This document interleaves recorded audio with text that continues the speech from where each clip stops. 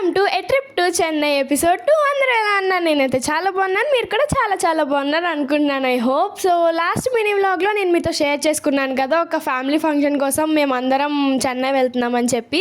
So ఎందుకు వెళ్తున్నామంటే actually మా తాతగారి షష్ఠి పూర్తి కోసం అనమాట. సో చెన్నైలో కొంచెం మంచిగా సెలబ్రేట్ చేసుకుందాం ఫ్యామిలీ అందరం కలిసి అని చెప్పి.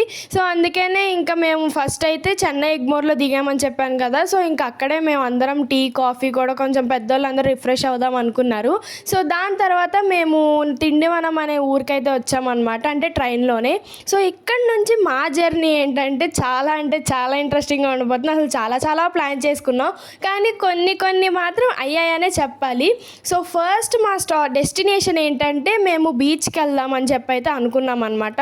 సో అందుకనే మా ఫ్యామిలీ వరకే ఫుల్గా, అంటే మా ఫ్యామిలీ మాత్రమే ఉండేటట్టు ఒక బస్సు అయితే మేము మాట్లాడుకున్నాం. చూసారా ఎంతమంది ఉన్నారో. సో ఇలా అందరం కలిసి బస్సులో ఫుల్ రచ్చ గోల చేస్తూ 1 hour జర్నీ ఫుల్గా, అంటే ఫుల్ ఎంజాయ్ చేస్తూ అయితే చేసామన్నమాట. సో ఇదే మేము ఎక్కిన బస్. ఫైనల్లీ మేము రీచ్ అయిపోయాం అనమాట మా డెస్టినేషన్. సో అసలు ఇక్కడికి రాగానే చాలా ఎక్స్పెక్టేషన్స్ పెట్టుకున్నాం. అది చేయాలి, ఇది చేయాలి, ఇన్ని వీడియోస్ తీసుకోవాలి, అన్ని వీడియోస్ తీసుకోవాలి, అసలు ఎవ్వరి మాట వినకూడదు అని చెప్పి. కానీ ఇక్కడికి వచ్చాక కొంచెం చాలా డిసప్పాయింట్ అయ్యామన్నమాట. కొంచెం కాదు, చాలానే డిసప్పాయింట్ అయ్యాం. ఎందుకంటే అసలు అంటే లోపలికి వెళ్ళాము, బీచ్ కూడా చూసాము, కానీ ఆ డిసప్పాయింట్ ఎందుకు అయ్యాము అనేది నేను మీతో నెక్స్ట్ మినీ వ్లాగ్లో అయితే షేర్ చేసుకుంటాను.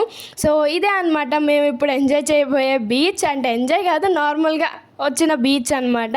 సో ఈ బీచ్ చూస్తే మీకు ఏమన్నా గుర్తొస్తుందా?